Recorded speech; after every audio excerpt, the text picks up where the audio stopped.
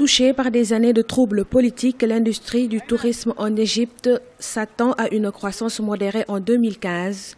Le gouvernement espère accueillir près de 10 millions de touristes cette année. De janvier jusqu'à fin août, la hausse a été très faible, à peine 5%. En 2014, nous avons terminé l'année avec 9,5 millions de touristes.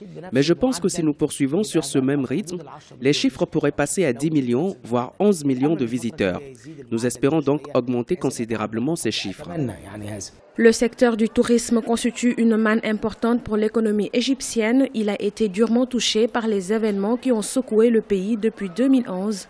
Environ 6,6 millions de touristes ont visité le pays depuis le début de l'année 2015. La relance de cette activité constitue aujourd'hui une priorité pour les autorités égyptiennes.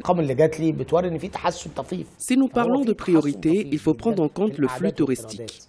Par exemple, quoique le tourisme dans le désert soit important, le meilleur chiffre était de 350 000 visiteurs sur toute une année. Mais pendant ce temps, rien que Sharm el-Sheikh a pu accueillir plus de 4 millions de touristes dans le même intervalle de temps. Le gouvernement égyptien s'attend à ce que les recettes du tourisme se situent autour de 7,5 et 8 milliards de dollars d'ici la fin de l'année 2015. Le gouvernement prévoit une croissance à 2 chiffres du nombre de touristes et des recettes en 2016. Le pays va relancer une campagne de publicité mondiale en novembre 2015.